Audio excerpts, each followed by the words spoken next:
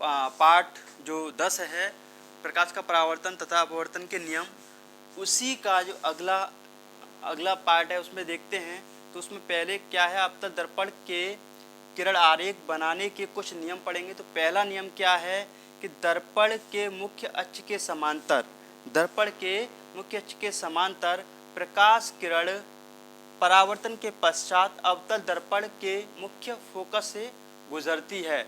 यानी क्या कहेंगे कि ये कोई हमारे पास अवतल दर्पण है और जब कोई प्रकाश किरण, ये मुख्य अक्ष है, इसके समांतर जब आएगी तो कहाँ से गुजरेगी, मुख्य फोकस से होकर गुजरेगी। कहाँ से गुजरेगी, मुख्य फोकस से होकर गुजरेगी। तो देखो ये किरण जा रही है हमारी और ये समांतर है किसके, मुख्य अक्ष के समांतर। क्या है, मुख्य अक्ष। क्या है भाई, ये मुख्य अक्ष, ठीक है ना।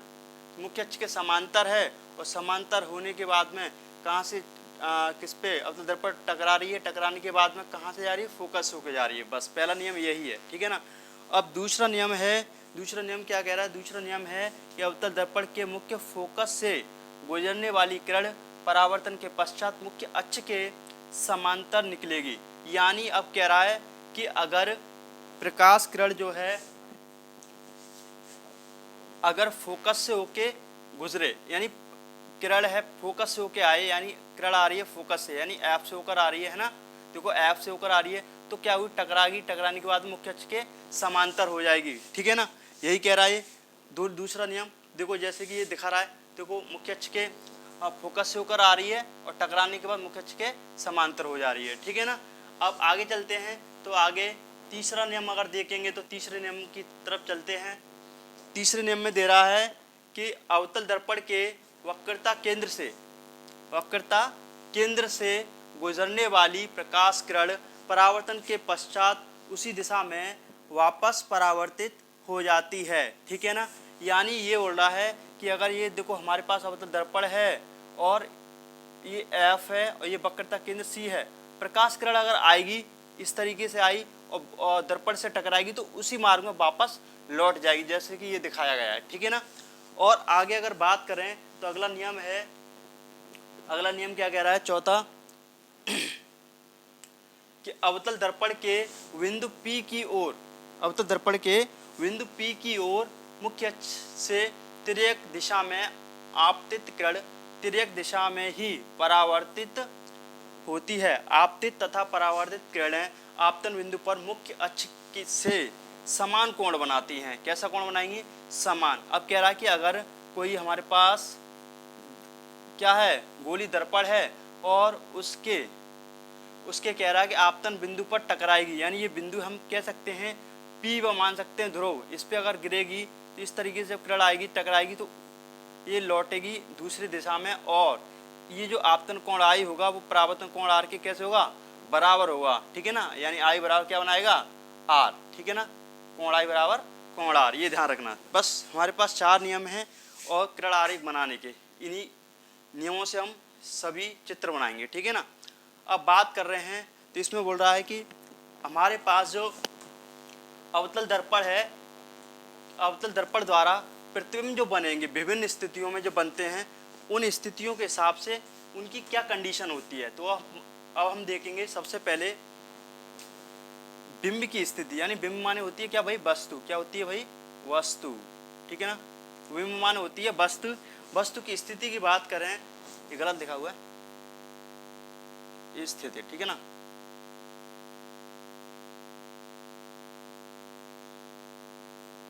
अब बात करें वस्तु की स्थिति की तो क्या करें कि वस्तु अगर कह रहा है कि अनंत पर है, कहाँ पर है, अनंत पर, ठीक है। तो प्रतिबिंब कहाँ बनेगा, तो प्रतिबिंब बनेगा फोकस पर। कहाँ पर बनेगा भाई, फोकस पर बनेगा, ठीक है। और प्रतिबिंब का अगर आकार की बात करेंगे तो अत्यधिक कैसा होगा भाई, छोटा होगा, ठीक है, अत्यधिक छोटा होगा। और प्रकृति कैसी होगी, अब देखो अवतल दर्पण द्वारा बनेगा प्रतिबिंब, ठीक है। तो हमेशा कैसा बनेगा भाई, ज्यादातर बनेगा तो वास्तविक। कैसा, वास्तविक, याद रखना, ठीक है। तो कैसा बनेगा भाई, वास्तविक बनेगा। और वास्तविक जब होता है तो उसमें क्या लगाते हैं हम, उल्टा लगाते हैं। क्या लगाते हैं भैया, वास्तविक तो क्या लगाते हैं, उल्टा। कैसा बनेगा भैया, वास्तविक, है ना। ठीक है। इसके साथ में क्या लगाते हैं, उल्टा, तो हमेशा वास्तविक उल्टा बनेगा, ठीक है। अगर दूसरी बात करें, अगर प्रतिबिंब वक्रता केंद्र सी पर होगा, सी पर है तो कहाँ बनेगा, फोकस तथा वक्रता केंद्र के बीच में, और कैसा होगा, ये छोटा होगा, यहाँ अत्यधिक छोटा था, यहाँ क्या है, सिर्फ छोटा है, और वास्तविक तथा उल्टा बनेगा। इस तरीके से देखो, ये वक्रता केंद्र सी पर है तो कहाँ बनेगा, सी पर ही बनेगा, और कहाँ बनेगा, इसका साइज वस्तु के साइज के बराबर होगा, वास्तविक तथा उल्टा होगा। अगला है कि सी तथा एफ के बीच में अगर हो तो कहाँ बनेगा, सी से पर यानी सी के बाहर बनेगा, सी तथा अनंत के बीच में, ठीक है, और ये बड़ा बनेगा, वास्तविक बनेगा। अगर एफ पर है फोकस तो कहाँ बनेगा, अनंत पर, अत्यधिक बड़ा बनेगा और वास्तविक उल्टा बनेगा। और पी तथा एफ के बीच में है तो दर्पण के पीछे बनेगा, और दर्पण के जब पीछे बनेगा तो कैसा होगा भाई, आभासी होगा। आभासी अगर होगा तो कैसा माना जाएगा, सीधा होगा, ठीक है ना, क्योंकि हमने बताया था अगर आभासी बात बोलते हैं, आभासी, तो आभासी के साथ में क्या रहता है, कैसा रहता है भैया, सीधा शब्द, ठीक है, याद रखना। इस तरीके से ये किरण आरेख है, इनको हम समझा, देखो अगर आगे समझना है तो हम ऐसे समझ सकते हैं कि इनको देखो याद कर सकते हैं एक तरीके से, ठीक है ना। अब समझना तो बहुत बड़ी चीज़ है, 1 नंबर का क्वेश्चन आता है इसमें से, ज़्यादा नहीं, ऑब्जेक्टिव टाइप में, ठीक है ना। तो ये टेबल आप समझ सकते हैं। आगे चलें तो आगे अगर बात करें, ये नोट्स आप बना सकते हैं वीडियो पॉज करके, जिससे कि एग्जाम में बहुत ही लाभदायक रहेंगे आपके लिए, ठीक है ना। तो किरण आरेख देखो ये बताए गए हैं, अभी जो हमने पढ़े थे ना अनंत पे क्या है, तो ऐसे करके सब चीज़ें देखते हैं, ठीक है, अभी बताते हैं। देखो ये पहले अगर अनंत पर बनना है, देखो वस्तु कहाँ पर है, अनंत पर है, तो प्रतिबिंब हमारा कहाँ बनना था, फोकस पे बन रहा था, कहाँ बनना था भाई, फोकस पर, तो देखो फोकस पे बन रहा है, ठीक है। देखो हमने वस्तु किरण आई और टकरा के फोकस से गुजरती, हमने पहला नियम पढ़ा था, उसमें क्या है कि अगर कोई समांतर आएगी तो कहाँ से निकलेगी, मुख्य फोकस से, और समांतर आई कहाँ से निकली, मुख्य फोकस से, यानी प्रतिबिंब जो बना वो एक पॉइंट के आकार का बना, पॉइंट के आकार का बना, तो किसे बहुत अत्यधिक छोटा होगा, है ना। यानी जब वस्तु अनंत पर है प्रतिबिंब क्या बनता है, फोकस पे बनता है, फोकस पे जब बनता है छोटा होता है तो क्या आता, कैसा होता है, वास्तविक होता है, वास्तविक होगा तो कैसा होगा, उल्टा होगा, कैसा, नीचे की तरफ, कहाँ बनेगा ये, नीचे की तरफ, दिखाई नहीं देगा बट पॉइंट के आकार का होगा, ठीक है। आगे बात करें तो वक्रता केंद्र सी की बात करें तो वक्रता केंद्र सी पर क्या हो रहा है कि सी पर ये प्रतिबिंब बन रहा है, तो अब हम इसे देखते हैं सी की तरफ, ठीक है ना। तो क्या देखेंगे यहाँ पे हम कि ये जो है सी पर बनेगा, तो ये सी पर वस्तु रखी हुई है, ठीक है, सी से परे बनेगा, है ना। तो सी से देखो वस्तु जब अनंत और वक्रता केंद्र के बीच में आ गई तो हमारे ये बस ये हट जाएगा, यहाँ से कहाँ आएगा, सी के इधर आ जाएगा, ठीक है, थोड़ा हटेगा फोकस से दूर, ठीक है ना। कह सकते हैं वक्रता सी तथा वक्रता केंद्र के बीच में बनेगा, ऐसा बोल सकते हैं हम, ठीक है ना भाई। और आगे चलते हैं, फिर आगे चलेंगे तो आगे हमने देखा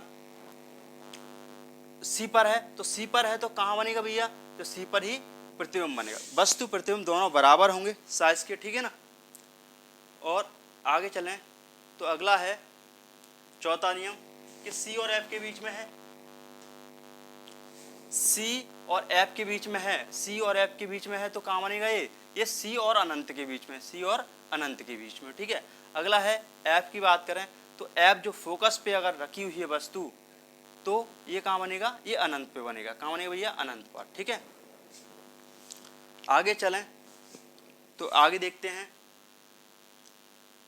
पी तथा एफ के बीच की बात करें, पी तथा एफ के बीच यानी ध्रुव के बीच, अगर देखो एक कंडीशन ये छठवीं ऐसी है कि अगर पी और ध्रुव के बीच में अगर वस्तु रखी है तो उसका प्रतिबिंब बनता नहीं है, लेकिन पीछे को बढ़ाने पर बनता हुआ प्रतीत होता है, और प्रतीत जब होगा तो कैसा होगा, ये आभासी होगा, कैसा होगा भैया, आभासी होगा, कैसा होगा, ये आभासी होगा, ठीक है ना, आभासी, ठीक है। और जब आभासी होगा तो कैसा होगा भैया, सीधा होगा, कैसा होगा, सीधा, ठीक है, याद रखना है आपको। एक कंडीशन है सिर्फ छठवीं जिसमें वस्तु पी और एफ के बीच में रखी जाती है, वहां पे आभासी और सीधा होता है, ठीक है ना। इस तरीके से अब आगे चलते हैं तो आगे देखते हैं क्या होता है। आगे दे रहा है हमें अवतल दर्पण के उपयोग, तो आप लोग इसे लिख सकते हैं और याद कर सकते हैं, ठीक है ना, इसमें ज़्यादा कुछ समझाने वाली बात ही नहीं, ठीक है। तो अवतल दर्पण का प्रयोग कहाँ कहाँ होता है हम देख सकते हैं, ठीक है ना। तो पहला है सामान्यतः टॉर्च में प्रयोग होता है इसका, कहाँ पे, सामान्यतः टॉर्च में प्रयोग होता है इसका, ठीक है। टॉर्च में, सनलाइट, सॉरी सर्च लाइट, किसमें, सर्च लाइट, वाहनों की वाहनों की हेडलाइट बनाने में, जो मतलब बस की जो ट्रक वगैरह जो भी होते हैं वाहन, उसकी हेडलाइट जो बनती है ना, जिससे फॉक्स आता है, उसमें अवतल दर्पण का प्रयोग किया जाता है, ठीक है ना। दंत विशेषज्ञ में अवतल दर्पणों का प्रयोग किया जाता है। मरीजों के दांतों में का प्रतिबिंब बना देखने के लिए किसका प्रयोग करते हैं, अवतल दर्पण का, ठीक है। और चेहरे का बड़ा प्रतिबिंब बनाने के लिए इसी का प्रयोग किया जाता है। सौर भट्टियों में, है ना, सूर्य के प्रकाश को केंद्रित करने के लिए भी किसका, अवतल दर्पण का प्रयोग किया जाता है, ठीक है ना। इस तरीके से आगे चलते हैं। आगे है उत्तल दर्पण की बात करें तो उत्तल दर्पण के सबसे पहले नियम पढ़ेंगे हम, ठीक है ना। तो उत्तल दर्पण के हम नियम पढ़ेंगे, तो नियम देखते हैं भैया। अभी तक हमने अवतल दर्पण के नियम पढ़े थे, अब उत्तल दर्पण के नियम पढ़ेंगे। तो पहला अवतल दर्पण का नियम है, कह रहा है कि उत्तल दर्पण के पढ़ेंगे। पहला उत्तल दर्पण के मुख्य अक्ष के समांतर प्रकाश किरण परावर्तन के पश्चात दर्पण के मुख्य फोकस से अपसरित होती प्रतीत होती है। देखो वहां पर टकराती थी रियल में, है ना, यहाँ पे क्या महसूस होगी, प्रतीत होती है, अपसरित होती प्रतीत होती है, प्रतीत, ठीक है। जब प्रतीत होगा तो शब्द कैसा लगेगा भैया, आभासी, ठीक है, याद रखो, है आभासी लगेगा, आभासी होगा तो सीधा प्रतिबिंब बनेगा, ठीक है ना, पहला नियम। अगला नियम क्या है, दूसरा नियम है कि उत्तल दर्पण के मुख्य फोकस से गुजरने वाली किरण परावर्तन के पश्चात मुख्य अक्ष के समांतर हो जाती है, ठीक है। देखो ये है, मुख्य फोकस से आई और ये टकराती हुई महसूस हो रही है, उसके बाद उसके समांतर हो गई, ठीक है ना। आगे चलते हैं, अगला है तीसरा नियम। तीसरा नियम क्या है भैया, ये उत्तल दर्पण के नियम चल रहे हैं, ठीक है, आरेख बनाने के, कि उत्तल दर्पण के वक्रता केंद्र की ओर निर्देशित किरण परावर्तन के पश्चात उसी दिशा में वापस परावर्तित हो जाती है। यानी देखो प्रकाशिक केंद्र से अगर प्रकाशिक केंद्र की ओर जाती महसूस होगी, प्रतीत होगी, और उसी दिशा में वापस लौट जाएगी, ठीक है ना। उसके बाद ये तो सेम नियम वही है, यहाँ बस प्रतीत लगाना है, ठीक है ना। आगे अगर बात करें तो चौथा नियम है, अवतल दर्पण के बिंदु P की ओर मुख्य अक्ष से तिर्यक दिशा में आपतित किरण तिर्यक दिशा में ही परावर्तित होती है। आपतित तथा परावर्तित किरणें आपतन बिंदु पर मुख्य अक्ष के से समान कोण बनाती है। यानी ये कहेगा कि जो है किरण है ध्रुव से आई और टकराई, यूं लौट गई, है ना, तो इसकी जो आई कोण है और आर कोण है कैसा हुआ, बराबर आई बराबर आर। नियम सेम वैसे ही हैं, उसमें रियल में मिलती थी, यहाँ पे क्या होता है, प्रतीत होता है, बस इतना याद रखना, ठीक है ना। आगे चलते हैं, तो आगे की तरफ अगर चलें तो आगे देखते हैं। आगे ये जरा उत्तल दर्पण द्वारा प्रतिबिंब बने प्रतिबिंब की प्रकृति पूछ रहा है, स्थिति आपेक्षिक आकार बता रहा है, ठीक है। तो सबसे पहले बिंब यानी वस्तु की बात करेंगे और प्रतिबिंब की स्थिति की बात करेंगे, प्रतिबिंब का आकार, प्रतिबिंब की आकृति की बात करेंगे। तो जब अनंत पर है तो कहाँ बनेगा, फोकस पर, है ना, और दर्पण के कैसे होगा, पीछे बनेगा। अत्यधिक छोटा होगा, आभासी तथा सीधा होगा, ठीक है। अगला पॉइंट है, अनंत तथा दर्पण के ध्रुव के बीच में होगा तो कहाँ बनेगा, P और F के बीच दर्पण के पीछे बनेगा, छोटा बनेगा, आभासी तथा सीधा बनेगा। बस इतना याद रखें और ज़्यादा कुछ समझने की ज़रूरत नहीं है, ठीक है ना। अच्छा आगे चलते हैं। अच्छा इसकी एक कंडीशन और होती है कि अगर इसे हम P और F के बीच में रखते हैं, P और F के बीच में अगर रख दें, प्रतिबिंब कहाँ पे, P और F के बीच में, P तथा F के बीच, के बीच, है ना, के बीच रखें तो क्या होगा बेटा, तो जो प्रतिबिंब बनेगा ना वो कैसा बनेगा, इसका वास्तविक बनेगा, कैसा बनेगा, वास्तविक, ठीक है, वास्तविक और उल्टा, ठीक है, उल्टा, ये ध्यान रखना, ठीक है। आगे अगर बात करें कंडीशन, इसकी ये कंडीशन अलग होती है, उसकी अलग होती है, ठीक है ना। और अब आगे देखते हैं, तो आगे क्या है कि किरण आरेख बता रहा है इसी का, ठीक है। किरण आरेख देखते हैं किस किस तरीके से किरण आरेख इसके बने हुए हैं। तो पहला किरण आरेख अनंत पर है, तो देखो ये अनंत पर वस्तु है, तो कहाँ पे बनना है, फोकस पे, ठीक है। और अगर कहाँ पर है ये, अनंत तथा वक्रता केंद्र पर है, अनंत तथा दर्पण के पी के बीच में, अनंत तथा पी के बीच में, तो कहाँ बनेगा भैया, तो इसका प्रतिबिंब दर्पण की दूसरी तरफ बनेगा, ठीक है। आगे चलते हैं, अब आगे देखेंगे, तो आगे देखेंगे अब कह रहा है उत्तल दर्पण के उपयोग पूछ रहा है ना। तो उत्तल दर्पण के उपयोग की बात करें तो उत्तल दर्पण का उपयोग सामान्यतः वाहनों में किया जाता है, ठीक है। जो ड्राइविंग शार्ट में जो शीशे होते हैं ना उसमें करते हैं प्रयोग इसका, ठीक है। और क्या है, उत्तल दर्पण को इसलिए प्राथमिकता दी जाती है क्योंकि ये सदैव सीधा और कैसा छोटा प्रतिबिंब बनाते हैं, सीधा प्रतिबिंब बनाते हैं, ठीक है। जिससे क्या होता है, ड्राइवर को अपनी पीछे के बहुत बड़े क्षेत्र को देखने में समर्थ बनाते हैं, ठीक है। कुछ दुकानों में इसका इस्तेमाल सिक्योरिटी दर्पण के रूप में भी किया जाता है, ठीक है। आगे चलते हैं, तो आगे देखेंगे हम,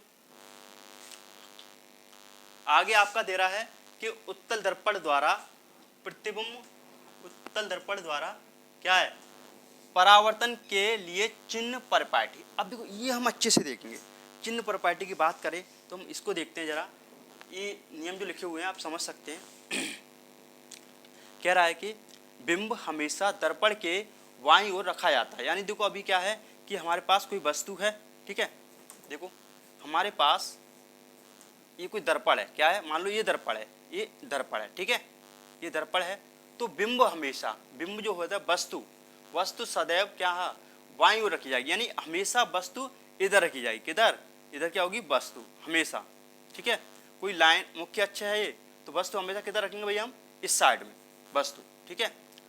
और कह रहा है रखी जाती है, इसका अर्थ है कि दर्पण पर प्रतिबिंब से प्रकाश बाईं ओर से पड़ेगा, यानी जो प्रकाश पड़ेगा वो हमेशा इधर से, ठीक है ना। प्रकाश स्रोत, प्रकाश हमेशा इधर से जाएगा, ठीक है, याद रखना।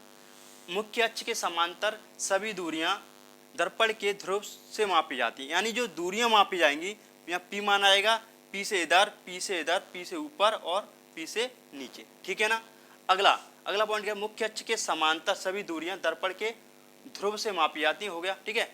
अगला कह रहा है कि मूल बिंदु के दाईं ओर, यानी मूल बिंदु है ये मूल बिंदु क्या है, ये मूल बिंदु है, ठीक है ना। अब मूल बिंदु है, अब मूल बिंदु के दाईं ओर क्या दूरियां कैसे होंगी, प्लस, है ना, एक्स अक्ष के अनुदिश होती हैं, यानी जो दाईं और बाईं की बात कर रहे हैं अगर, तो इधर की दूरियां जो होंगी, इधर जो माइनस है ना, इधर कैसी माइनस एक्स, इधर प्लस एक्स, इधर माइनस एक्स, ऊपर प्लस एक्स, नीचे माइनस एक्स, ठीक है। इस तरीके से दूरियां लेंगे। अगर कोई पूछेगा हमारे पास इस तरीके से दर्पण बना हुआ है और कोई वस्तु की दूरी यूँ दी है, ये देखो ये दूरी इधर से मूल बिंदु से ऊपर की तरफ जा रही है ना, ऊपर की तरफ देखो ऊपर जा रही है ना, ऊपर की तरफ कैसे लेंगे, प्लस, यानी 5 दिए तो +5 लेंगे, ठीक है ना, ऐसे करके। अगर प्रतिबिंब यूँ बना हुआ है, प्रतिबिंब की दूरी दी है ये 5 या 6 दी है, 6, तो कैसे लेंगे, देखो नीचे की तरफ कैसी है, माइनस है, माइनस, नीचे की तरफ कैसी है, -6, ठीक है। इस तरीके से आप याद रखोगे। आगे चलते हैं, तो आगे अगर बात करेगा, अगला नियम बता रहा है चौथा, मुख्य अक्ष के लंबवत तथा ऊपर की ओर प्लस, हाँ ये तो सब बता ही दिया मैंने, ऊपर प्लस नीचे माइनस, ठीक है। आगे चलते हैं कि मुख्य अक्ष के लंबवत तथा नीचे की ओर क्या, -y, मतलब नीचे माइनस है और ऊपर प्लस, ठीक है, ये ध्यान रखोगे, हमने बता दिया, और इधर प्लस, इधर माइनस, ठीक है। आगे चलते हैं, देखो वही चीजें बता रहा, सब चीजें आप लोग इसे वीडियो को पॉज करके आप अच्छी तरीके से इसे नोट्स बना सकते हैं, और ये नोट्स बहुत ही आपके लिए लाभदायक होंगे, ठीक है ना। तो देखो ऊपर जाएंगी तो प्लस, नीचे माइनस, और इधर जाएगी तो प्लस, इधर जाएगी तो माइनस, ठीक है। बस आगे चलते हैं, आगे देखें तो आगे की तरफ चलते हैं। ये सारी चीजें दे रहा है, देखो इसमें कह रहा है बिंब यानी वस्तु, क्या वस्तु, बिंब यानी वस्तु, ठीक है। वस्तु की दूरी u, क्या मानते हो उसे, u सदैव ऋणात्मक होती है, कैसी होगी भैया, ऋणात्मक, हमेशा ऋणात्मक होगी, क्यों इस तरफ होगी तो ऋणात्मक मानी जाएगी, बिल्कुल, ठीक है। अब कह रहा है कि अवतल दर्पण की फोकस दूरी सदैव ऋणात्मक होती है। अब अवतल दर्पण में फोकस दूरी की बात करेंगे तो सदैव कैसे होगी भैया, ऋणात्मक होगी, ठीक है ना। अब बात करें आगे, चीजें याद रखोगे आप, ये याद रखना, ठीक है। अवतल दर्पण की फोकस दूरी सदैव धनात्मक होती है। अब उत्तल दर्पण की फोकस दूरी कैसी, उत्तल दर्पण की फोकस दूरी सदैव कैसी होगी भैया, धनात्मक होगी, ठीक है ना। क्यों होगी, क्योंकि दर्पण की उस तरफ इसका प्रतिबिंब बनता है ना हमेशा, इसलिए, ठीक है ना।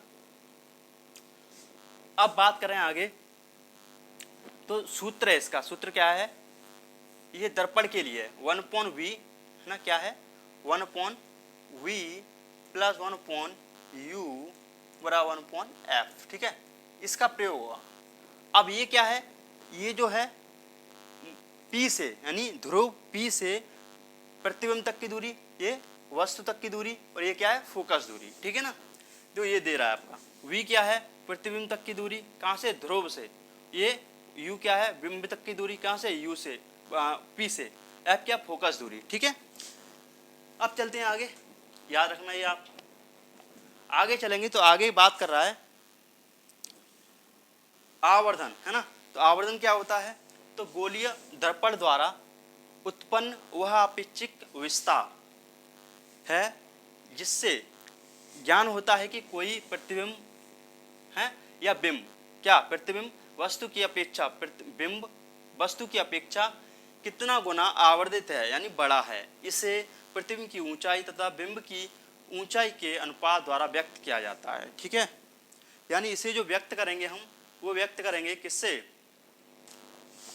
m को व्यक्त करेंगे आवर्धन, क्या है आवर्धन, आवर्धन, ठीक है, आवर्धन है, और इसे व्यक्त करेंगे m से, और प्रतिबिंब की ऊंचाई बट्टे वस्तु की, प्रतिबिंब की ऊंचाई बट्टे बिंब यानी वस्तु की ऊंचाई, ठीक है।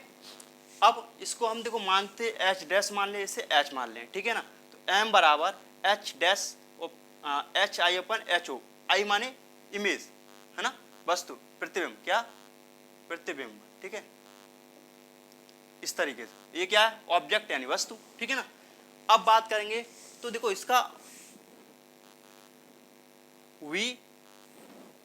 v तथा u के पदों में, है ना, पदों में आवर्धन,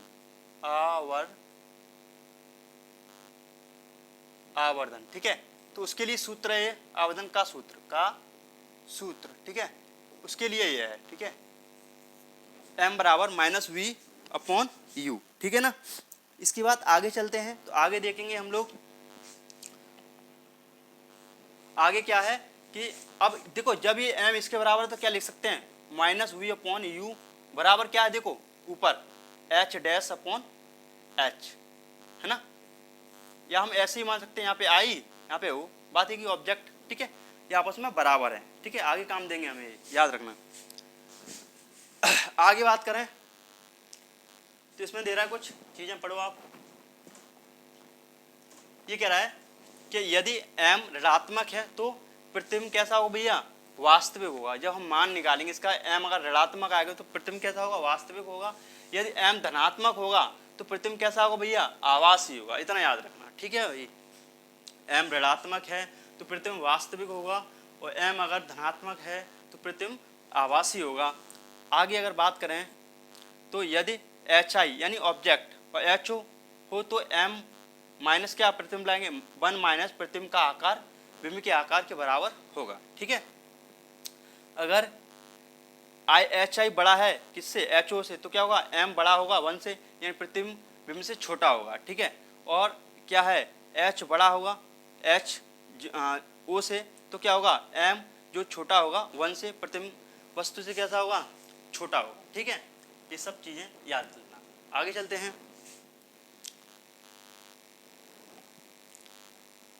आगे बात करेंगे समतल दर्पण का आकार, समतल दर्पण का आवर्धन सदैव +1 होता है। आवर्धन कैसे होगा, समतल दर्पण का आवर्धन सदैव +1 होगा। समतल दर्पण की बात करें यानी हमारे घरों का शीशा, क्या, घरों का शीशा, ठीक है भैया। आगे बात करें तो क्या है कि प्लस साइज आभासी प्रतिबिंब दर्शाता है, ठीक है, 1, और ये कह रहा है कि प्रतिबिंब का आकार बिंब के आकार के बराबर होता है, ठीक है। पहली इसमें कह रहा है m अगर पॉजिटिव है तो m जो है छोटा होगा 1 से, तो दर्पण कैसा होगा भैया, उत्तल दर्पण होगा। कह रहा है m अगर पॉजिटिव है, वी पॉजिटिव, और m का जो मान आया है बड़ा आया है 1 से, तो दर्पण अवतल होगा। ठीक है, m अगर नेगेटिव है तो दर्पण कैसा होगा, अवतल होगा। ये याद रख लेना आप। ठीक है, इसके बाद बस इतना ही काफ़ी है। इसके बाद हम देखते हैं कि प्रश्नावली आ गई आपकी, और प्रश्नावली के क्वेश्चंस हम कल पढ़ेंगे। और इस वीडियो के साथ आप किसी भी तरह की समस्या हो तो डिस्कस कर सकते हैं, और कमेंट बॉक्स में कमेंट करें, जिससे हम अगली वीडियो में आपको इसमें कुछ परिवर्तन करके आपको समझाएंगे। और साथ ही आप हमारा channel study with A K. Gunj subscribe करें। क्या, study with A K. Gunj, A K. Gunj, ठीक है जी। Study with A K. Gunj channel को सब्सक्राइब करें और शेयर करें और कमेंट करें। किसी तरह की समस्या हो तो कमेंट में बताएं, और हम आपका समाधान करने की कोशिश करेंगे। धन्यवाद।